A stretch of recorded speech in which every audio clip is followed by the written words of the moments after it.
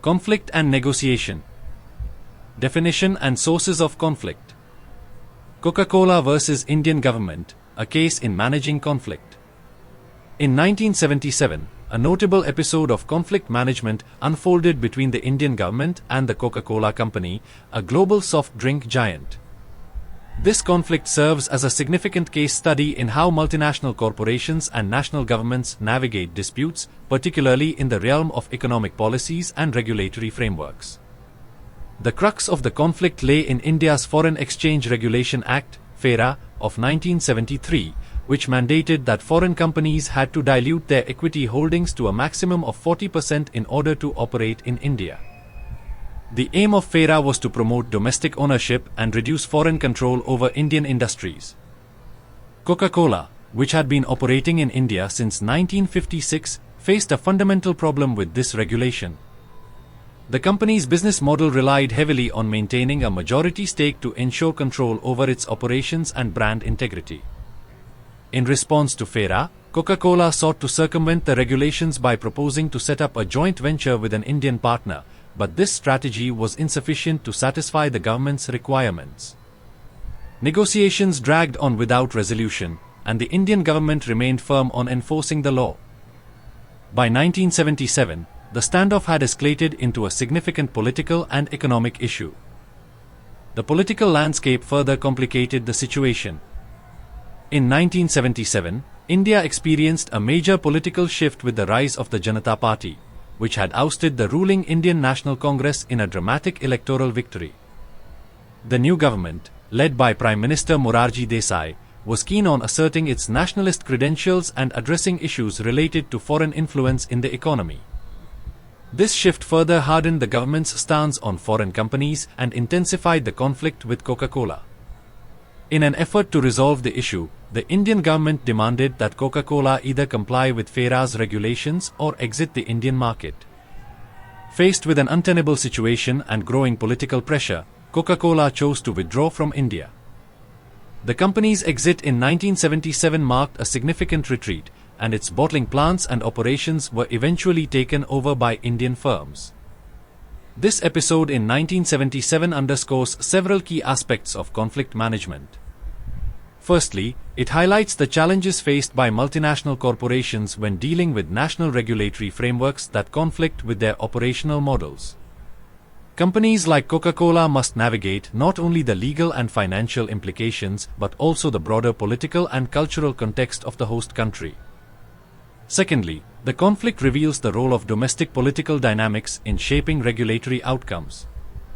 The Indian government's rigid stance and the timing of Coca-Cola's withdrawal were influenced by the political imperatives of the newly elected Janata Party, which was eager to demonstrate its commitment to economic nationalism. Lastly, Coca-Cola's withdrawal is a testament to the strategic decisions multinational corporations may make when faced with insurmountable regulatory obstacles. The company's decision to exit rather than acquiesce to a diluted equity stake reflects the importance it placed on maintaining control over its operations and brand. In conclusion, the conflict between Coca-Cola and the Indian government in 1977 provides valuable insights into the complexities of conflict management in international business. It illustrates how multinational corporations must balance regulatory compliance with their operational strategies, and how national governments may use economic policies to assert political ideologies. The resolution of this conflict, marked by Coca-Cola's exit, serves as a historical example of how significant regulatory disputes can shape the global business landscape. Definitions.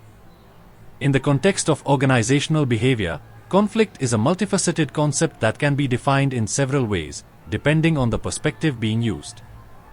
Here are some popular definitions. Traditional view. Conflict is seen as a disruptive force that is detrimental to organizational performance. It is often defined as a situation in which the interests, needs, or goals of two or more parties are incompatible. This view emphasizes conflict as a negative phenomenon that should be minimized or avoided. Example: conflict is a disagreement between individuals or groups that has the potential to impede organizational objectives and hinder productivity. Human relations view.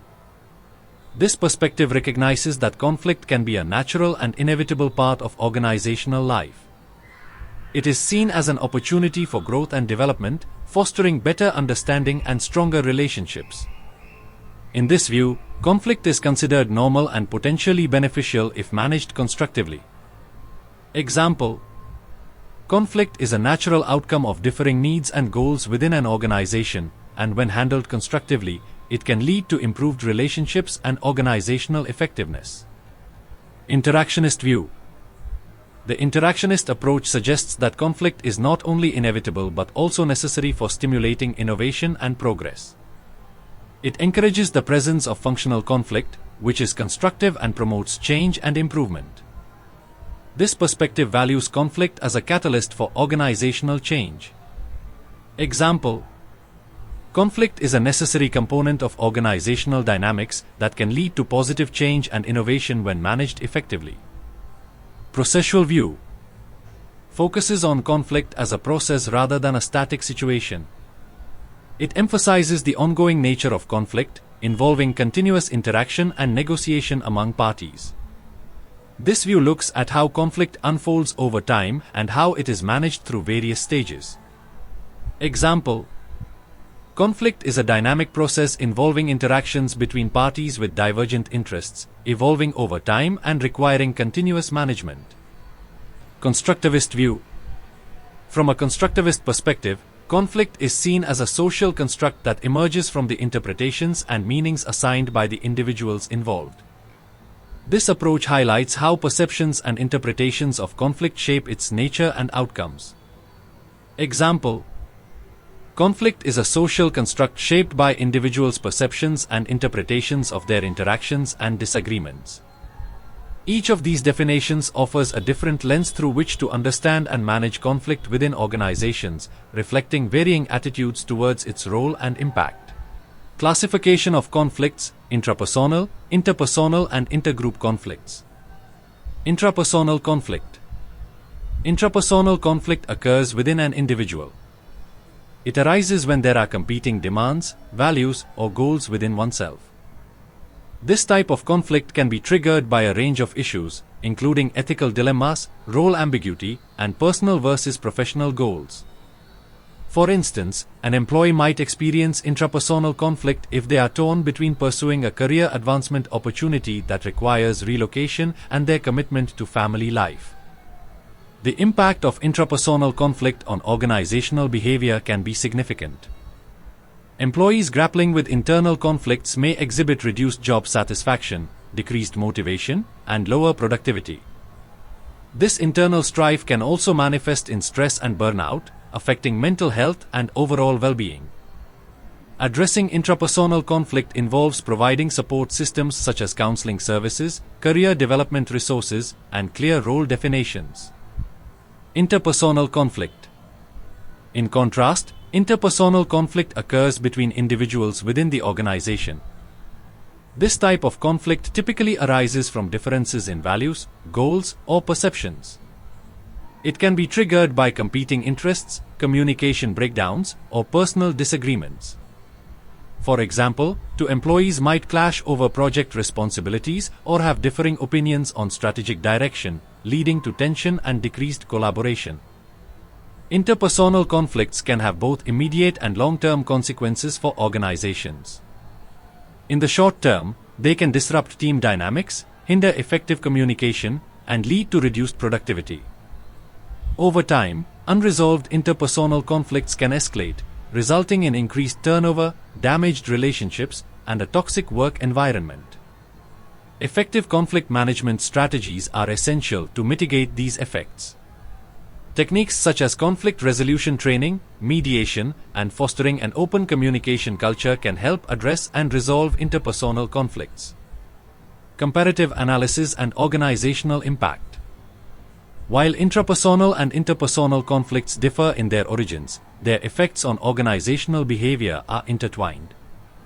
Intrapersonal conflicts can influence interpersonal interactions. For example, an employee struggling with internal issues might be more prone to conflicts with colleagues due to stress or frustration. Conversely, unresolved interpersonal conflicts can exacerbate intrapersonal struggles, leading to a cycle of dissatisfaction and decreased performance. Effective management of both types of conflict involves proactive measures. Organizations should encourage self-awareness and provide resources for personal development to help employees manage intrapersonal conflicts. Additionally, fostering a collaborative culture and implementing conflict resolution mechanisms can address and prevent interpersonal conflicts. Both intrapersonal and interpersonal conflicts play significant roles in shaping organizational behavior. Intrapersonal conflicts impact individual well-being and performance, while interpersonal conflicts affect team dynamics and organizational health.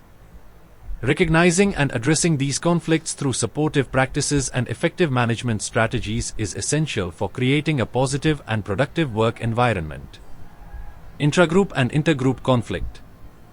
Intragroup conflict occurs within a single group or team. It can arise from differences in opinions, values, or approaches to tasks among team members. This type of conflict, often characterized by debates over strategy, leadership, or individual roles, can be both detrimental and beneficial.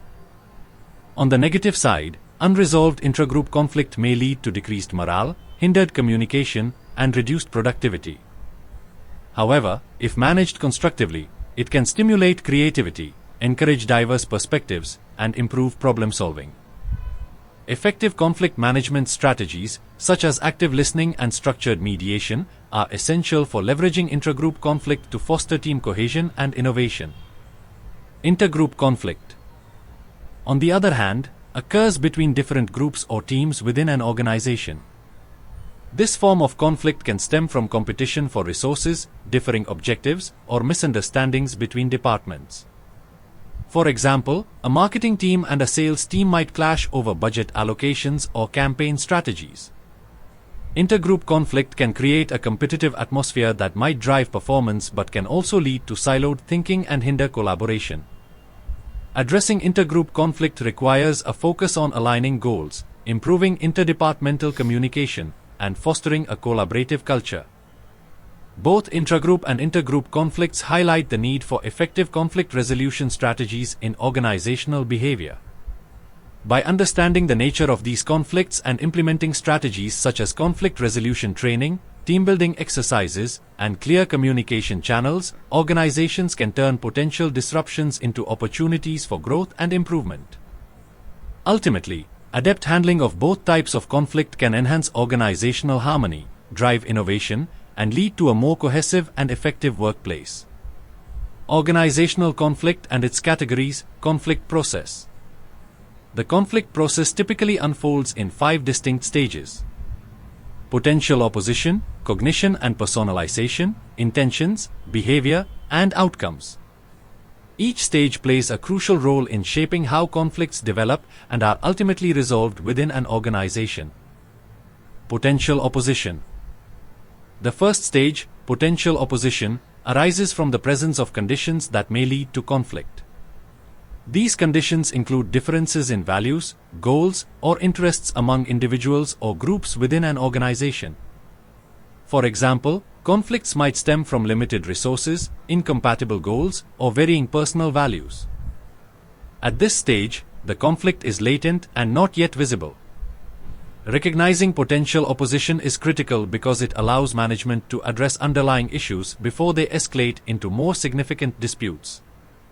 Effective conflict management hinges on the interplay of communication, structure, and personal variables, each of which can influence the resolution of disagreements. Communication serves as the primary conduit for understanding and addressing conflicts. Personal variables, including individual personalities, emotions, and cognitive biases, further complicate conflict management. Differences in values, beliefs, and communication styles can lead to incompatibility and misunderstanding. Personal factors such as stress, past experiences, and emotional states can influence how individuals perceive and react to conflicts. Cognition and personalization. Once potential opposition exists, the next stage involves cognition and personalization. This stage is where individuals or groups become aware of and start to feel the conflict. Cognition refers to the recognition and interpretation of the conflict situation, while personalization involves the emotional responses and perceptions of the parties involved. For instance, if two departments are vying for the same budget, one might perceive the situation as unfair and develop feelings of frustration or resentment. The way in which conflict is perceived and personalized significantly impacts how it is addressed. Misunderstandings or misinterpretations at this stage can exacerbate the conflict, making it important for organizations to encourage open dialogue and empathy to ensure that issues are accurately understood and addressed. The 5 stages of conflict in organizational behavior. Conflict is an inevitable and intrinsic part of organizational life, influencing interpersonal relationships, decision-making processes, and overall productivity. Understanding the stages of conflict is crucial for managing and resolving issues effectively within an organization. The conflict process can be conceptualized through 5 distinct stages: latent conflict, perceived conflict, felt conflict, manifest conflict, and conflict aftermath. Each stage offers insights into how conflicts emerge, escalate, and are ultimately resolved or sustained. Latent conflict. The first stage, latent conflict, occurs when conditions are ripe for conflict but the conflict has not yet surfaced. In this phase, underlying issues, such as resource scarcity, organizational changes, or differing values, exist without any overt expression of disagreement. For example, if a company is undergoing restructuring, employees may have underlying concerns about job security or changes in roles, even though these issues are not immediately addressed or discussed. This stage is often marked by the potential for conflict rather than its actual manifestation. Perceived conflict. As conditions persist, latent conflict can evolve into perceived conflict. At this stage, individuals or groups become aware of a conflict and recognize that their interests or goals are incompatible. Perceived conflict is characterized by an acknowledgement of differences and disagreements, though they may not yet be openly communicated. For instance, team members might notice that there is a discrepancy in workload distribution but may not have explicitly discussed their concerns with each other. Awareness of the conflict is crucial as it sets the stage for further escalation. Felt conflict. Felt conflict involves emotional responses to the perceived conflict. This stage is marked by feelings of anxiety, frustration, or hostility, which can influence how individuals approach the conflict. These emotions can significantly impact behavior and decision-making. For example, if team members feel unfairly treated due to unequal workload distribution, they may experience stress or resentment, affecting their productivity and interactions. Recognizing and addressing emotional responses is important for preventing the conflict from escalating further. Manifest conflict. Manifest conflict is the stage where the conflict becomes visible and overt. This can involve open disputes, arguments, or formal grievances. In an organizational context, manifest conflict might be seen in heated meetings, formal complaints, or reduced collaboration between team members. This stage is critical as it represents the conflict's peak, where its effects are most apparent and can have significant implications for team dynamics and organizational efficiency. Effective conflict management strategies are essential at this stage to prevent further escalation and to work towards resolution. Conflict aftermath. The final stage, conflict aftermath, refers to the outcomes of the conflict and the resolution process. This stage assesses the impact of the conflict on relationships, organizational culture, and overall performance. The aftermath can result in positive changes, such as improved communication and revised processes, or negative consequences, such as decreased morale or productivity. For example, if the conflict over workload distribution leads to a new, fairer distribution system, the organization might benefit from increased satisfaction and efficiency. Conversely, unresolved conflicts can lead to lingering tension and reduced team cohesion. Intentions. The intentions stage involves the formulation of plans or strategies to address the conflict. Based on the cognition and personalization stage, individuals or groups will develop specific intentions or goals regarding how to handle the conflict.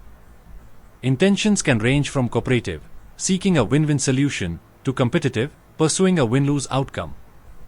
For example, a manager might intend to negotiate a compromise between two conflicting teams, while the teams themselves might intend to outmaneuver each other to secure their interests. Understanding the intentions of all parties involved is essential for navigating the conflict effectively and aligning strategies that address the underlying issues rather than just the symptoms. Conflict is an inevitable part of human interaction, arising whenever individuals or groups have differing needs, values, or goals. Effective conflict management involves a range of strategies, each suited to different situations and desired outcomes. Among the most commonly discussed approaches are competing, collaborating, avoiding, accommodating, and compromising. Each strategy has its own strengths and weaknesses, and the choice of which to employ depends on the context and the nature of the conflict. Competing. A conflict management strategy characterized by a desire to win or assert one's position at the expense of others. This approach is often seen as assertive and uncooperative. It can be useful in situations where quick, decisive action is needed, such as in emergencies or when a clear, non-negotiable principle is at stake. However, competing can lead to resentment and may damage relationships if overused or applied inappropriately. It's a high-risk, high-reward strategy that can be effective in achieving short-term goals but may not always foster long-term harmony. Collaborating involves working together to find a solution that satisfies the needs and interests of all parties involved. This approach is both assertive and cooperative, aiming for a win-win outcome where all sides benefit. Collaboration is often the best approach for complex issues where multiple perspectives need to be integrated to reach a sustainable solution. It encourages open communication, creativity, and mutual respect. However, it can be time-consuming and may not always be feasible when parties are unwilling to work together or when quick decisions are necessary. Avoiding. Characterized by a low level of assertiveness and cooperativeness. Individuals employing this strategy choose to sidestep or withdraw from the conflict, often to avoid confrontation or because they feel the issue is trivial. Avoiding can be beneficial in situations where the conflict is minor, or when engaging in the conflict would be too costly or counterproductive. However, this strategy can lead to unresolved issues and may result in frustration or a buildup of tension over time. It is often seen as a temporary solution rather than a way to address underlying problems. Accommodating involves putting the needs and desires of others before one's own. This approach is cooperative but not assertive. It is useful in situations where preserving relationships is more important than the specific outcome of the conflict, or when one party recognizes that they are wrong or that the issue is not worth fighting over.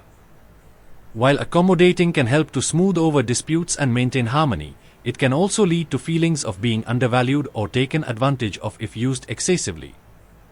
It is important to balance accommodation with self-advocacy to avoid resentment. Compromising. A strategy where both parties make concessions to reach a mutually acceptable solution. This approach is moderately assertive and cooperative, aiming for a middle ground where each party gives up something to gain something. Compromise is often useful when time is limited or when the parties involved have equally important goals or stakes. While it can lead to a satisfactory resolution for all involved, compromises may not always fully address the underlying issues and can sometimes result in suboptimal solutions. Behavior. The behavior stage is where intentions manifest into observable actions. This stage includes the actual behaviors and responses of individuals or groups as they engage in conflict.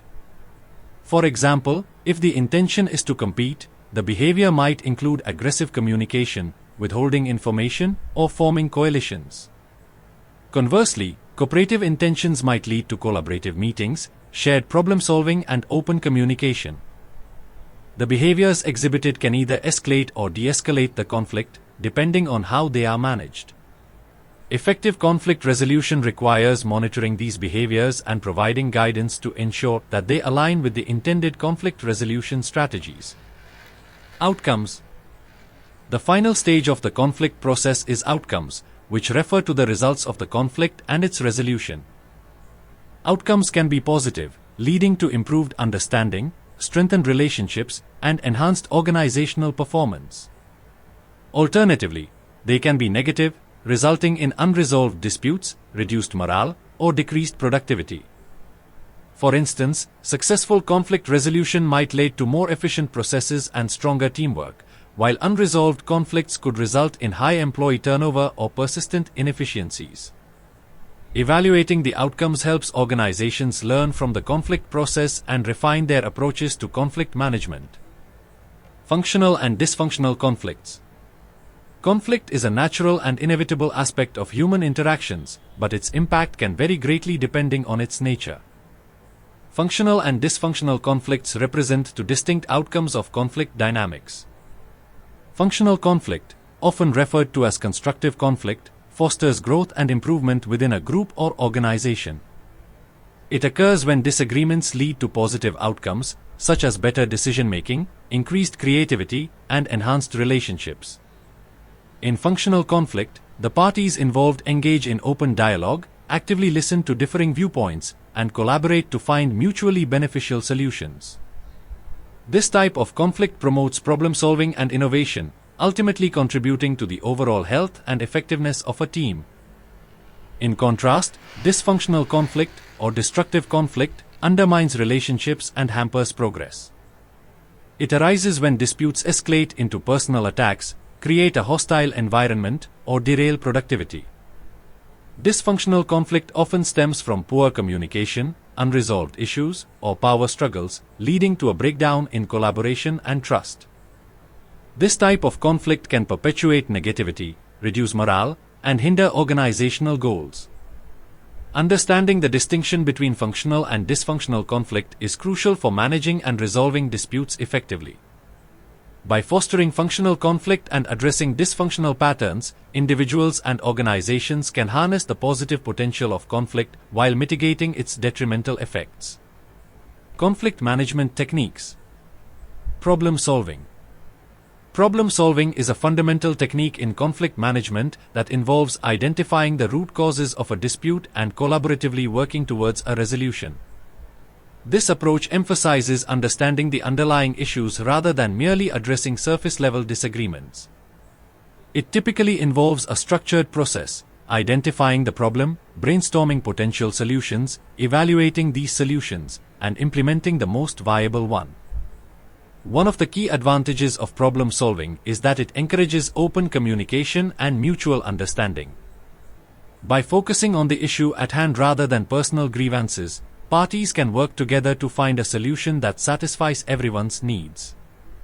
This method is particularly effective in workplace settings where ongoing relationships are important. For example, if two departments clash over resource allocation, a problem-solving approach might involve joint meetings to assess each department's needs and find a balanced distribution of resources. Superordinate goals.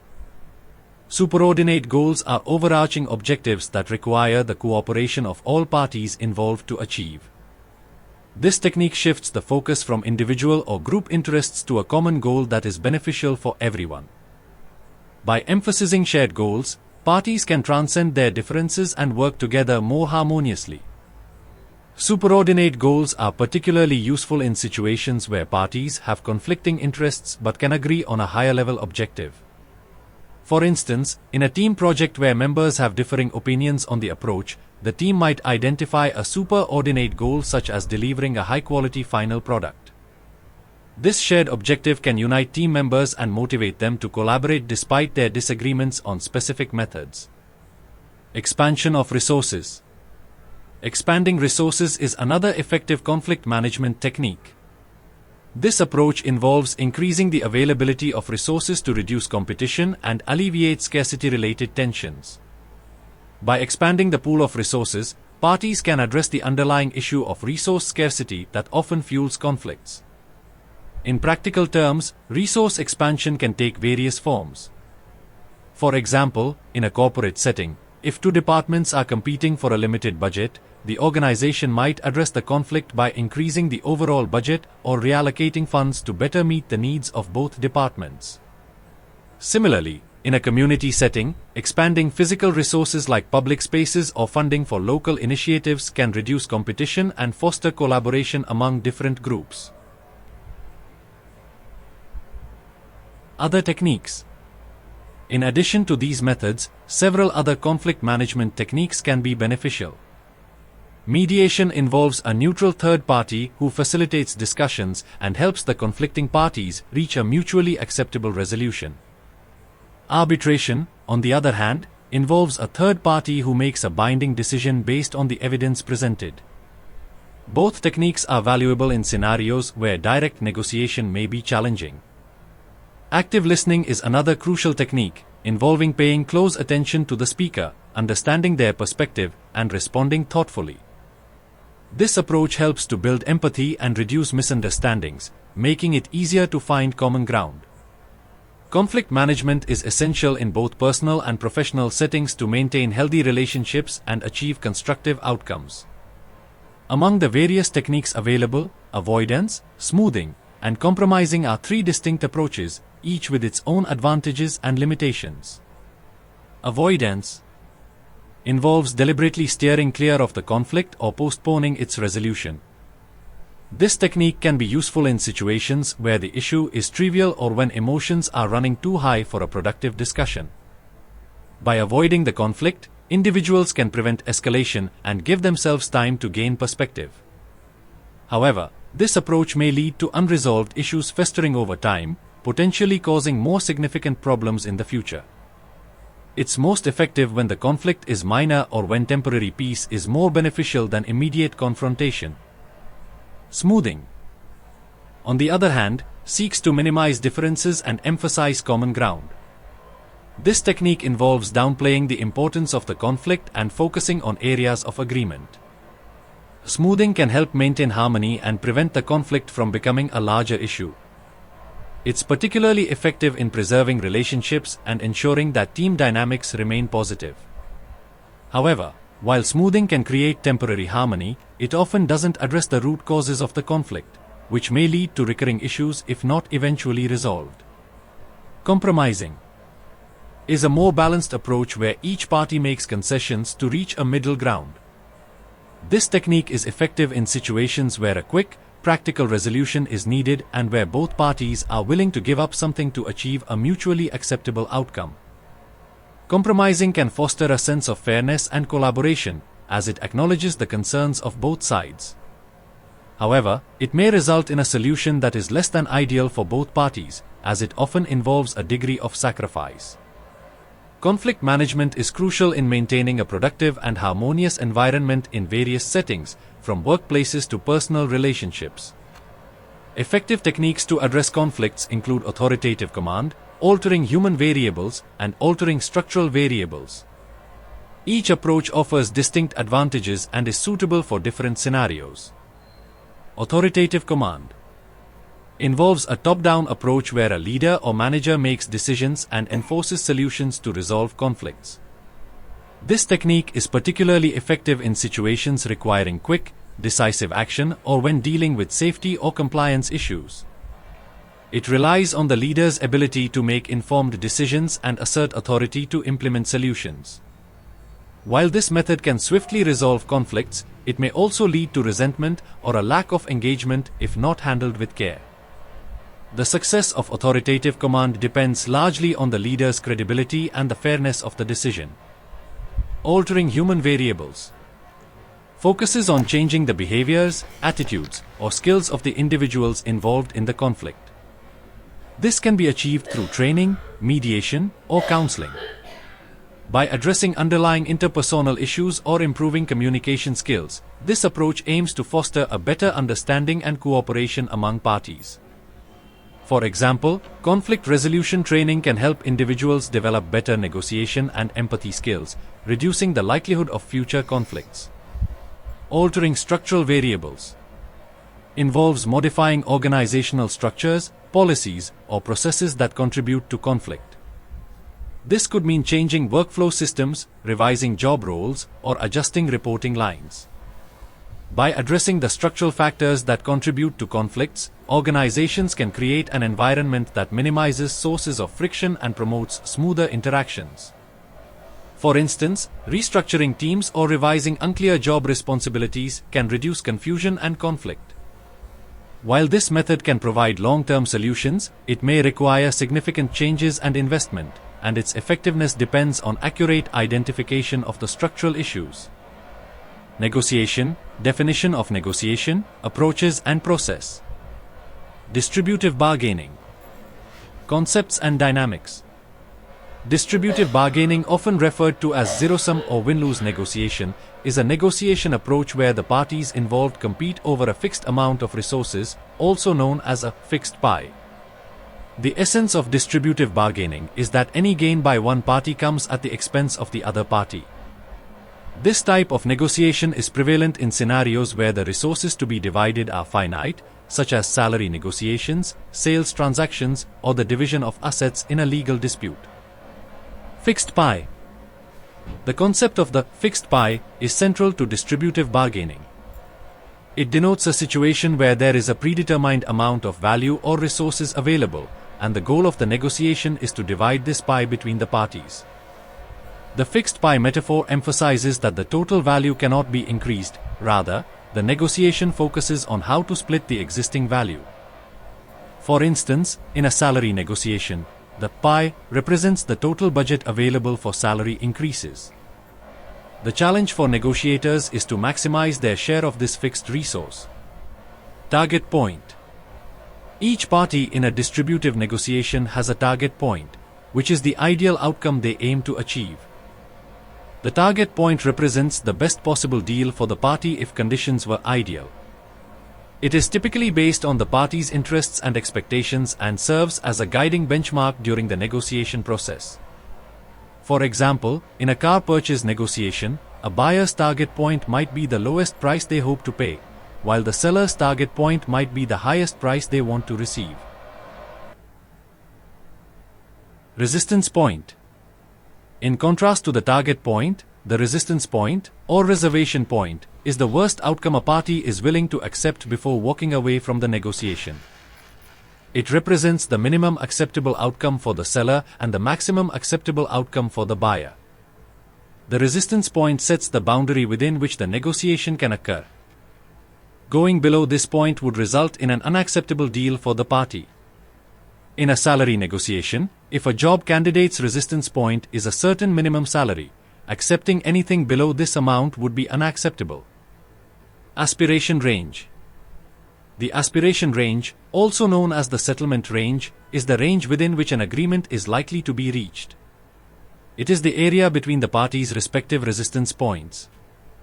For a successful negotiation, the aspiration range must overlap, otherwise, no agreement can be reached. The aspiration range represents the zone where both parties have the potential to find a mutually acceptable deal. For instance, if a buyer's resistance point is $20,000 and their target point is $22,000, and the seller's resistance point is $18,000 and their target point is $19,500, the aspiration range lies between $18,000 and $19,500. Settlement range. The settlement range is another term for the aspiration range, emphasizing the practical aspect of reaching an agreement within this range. Effective distributive bargaining involves understanding both parties' resistance points and target points to negotiate within this range. Negotiators aim to maximize their outcomes while ensuring that the deal remains within the settlement range. Integrative bargaining. Integrative bargaining in organizational behavior. Integrative bargaining, also known as interest-based or collaborative bargaining, is a negotiation strategy where parties collaborate to find a win-win solution that satisfies the interests of all involved. This approach contrasts with distributive bargaining, where the focus is on dividing a fixed amount of resources, often leading to a competitive or zero-sum mindset. Integrative bargaining is particularly relevant in organizational behavior, as it fosters cooperation, enhances relationships, and promotes a positive organizational climate. At its core, integrative bargaining is rooted in the principle of mutual gain. Unlike distributive bargaining, which operates on the premise of one side's gain is the other side's loss, integrative bargaining encourages negotiators to look for ways to expand the pie rather than merely divide it. This approach requires understanding the underlying interests of all parties rather than just their stated positions. By focusing on interests, negotiators can identify solutions that address the core needs of all parties, leading to more sustainable and satisfying outcomes. In the context of organizational behavior, integrative bargaining can significantly impact several aspects of workplace dynamics. First, it enhances collaboration and teamwork. When employees and management engage in integrative bargaining, they work together to solve problems rather than competing against each other. This collaborative spirit can lead to more innovative solutions and foster a sense of shared purpose and mutual respect. For instance, during negotiations over employee benefits, an integrative approach might involve exploring flexible working arrangements or professional development opportunities that benefit both employees and the organization. Second, integrative bargaining contributes to a positive organizational climate. Organizations that regularly employ integrative bargaining techniques are likely to experience lower levels of conflict and higher levels of employee satisfaction. This is because integrative bargaining creates an environment where employees feel heard and valued, as their interests and concerns are taken into account. This inclusivity can lead to increased engagement and loyalty, as employees perceive the organization as fair and supportive. Third, integrative bargaining can improve organizational performance. When negotiations are conducted integratively, solutions are often more innovative and effective. This is because integrative bargaining encourages creative problem-solving and the exploration of multiple options. For example, when negotiating project deadlines, rather than rigidly adhering to a fixed timeline, an integrative approach might involve discussing various ways to allocate resources or adjust priorities to meet both team and project needs. This flexibility can lead to more efficient processes and better overall outcomes. Implementing integrative bargaining in organizational settings requires certain skills and practices. Effective communication is crucial, as negotiators need to articulate their interests clearly and listen actively to understand the perspectives of others. Building trust is also essential, as parties must be willing to share information openly and collaborate sincerely. Additionally, developing problem-solving skills helps negotiators to generate creative solutions that satisfy all parties' interests. Negotiation process. Negotiation is a critical skill in both personal and professional contexts, involving a structured process to reach mutually beneficial agreements. The negotiation process can be broken down into several key stages: preparation and planning, establishing ground rules, clarification and justification, bargaining and problem solving, and finally, closure and implementation. Preparation and planning. Preparation and planning are crucial to any successful negotiation. This phase involves gathering information, understanding the interests and goals of all parties, and developing a strategy. For example, consider a company negotiating a contract with a supplier. The company must research the supplier's market position, financial stability, and previous contracts. Simultaneously, it needs to determine its own goals, such as cost reductions or better delivery terms, and establish what concessions it is willing to make. Effective preparation ensures that negotiators are well equipped to address various scenarios and make informed decisions. Ground rules. Establishing ground rules is essential for maintaining a structured and respectful negotiation process. These rules include defining the scope of the discussion, setting time limits, and agreeing on how decisions will be made. For instance, during a labor negotiation, both the union and management might agree on rules such as having a neutral mediator, limiting the number of participants from each side, and adhering to a specific time frame for discussions.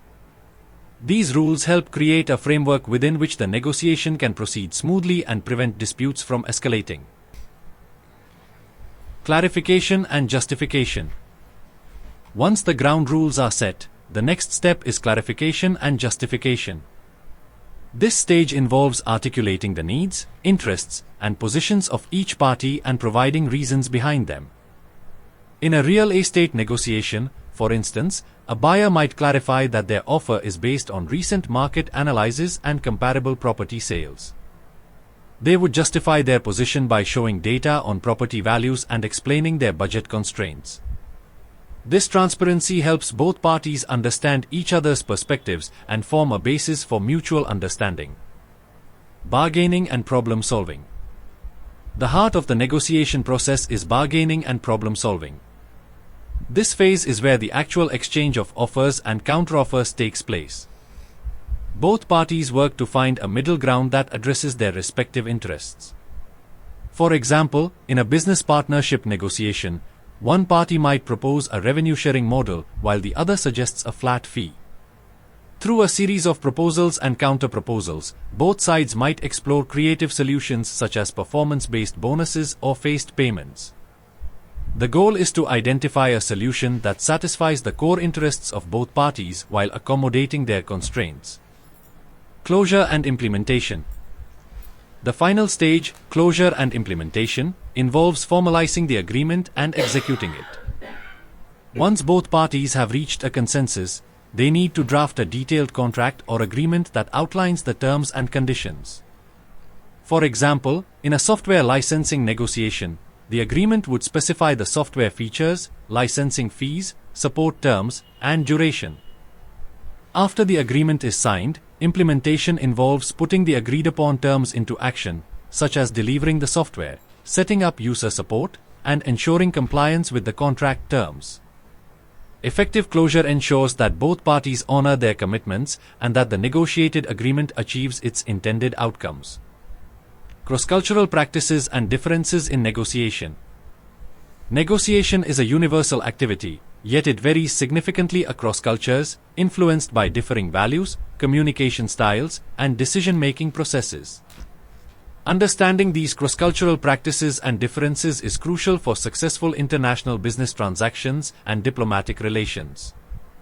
One of the most prominent cultural dimensions affecting negotiation is the distinction between high-context and low-context communication. In high-context cultures, such as Japan and many Arab nations, communication is often implicit and relies heavily on non-verbal cues, shared experiences, and the relationship between the parties. For instance, in Japan, negotiators may avoid direct confrontation or overt disagreement to maintain harmony and show respect. This means that the real objections or reservations might not be explicitly stated but rather hinted at through subtle signals or pauses. On the other hand, low-context cultures like those in the United States and Germany value direct and explicit communication. In these cultures, clarity and straightforwardness are prized, and negotiators are expected to articulate their positions and concerns clearly without the need for extensive reading between the lines. Decision-making processes also vary significantly between cultures. In individualistic cultures, such as the United States and Australia, decisions are often made by individuals who prioritize personal goals and efficiency. In contrast, collectivist cultures, such as those in China and India, emphasize group consensus and harmony. For example, in China, decision-making might involve multiple rounds of discussions and a lengthy consensus-building process. This approach can be perplexing to individuals from more individualistic cultures who might expect a quicker, more decisive process. Understanding this difference is crucial. Individuals from collectivist cultures might see aggressive, individualistic negotiation tactics as abrasive or disrespectful, while those from individualistic cultures might perceive the collectivist approach as indecisive or inefficient. Another key difference lies in attitudes towards time and deadlines. Cultures with a monochronic orientation, such as Germany and the United States, view time linearly and prioritize punctuality and adherence to schedules. In these cultures, strict adherence to deadlines is seen as a sign of professionalism and respect. Conversely, polychronic cultures, such as those in many Latin American and Middle Eastern countries, have a more flexible approach to time.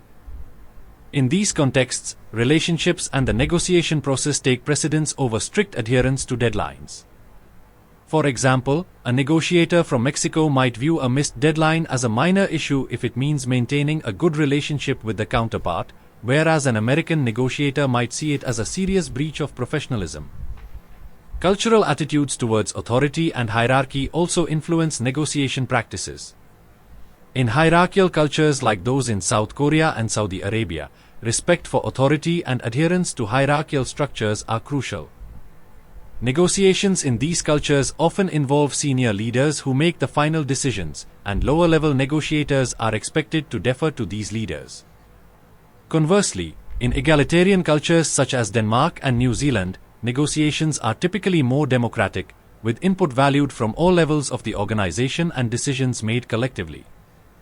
This egalitarian approach can foster a more collaborative negotiation environment, but may also require more time and effort to reach a consensus.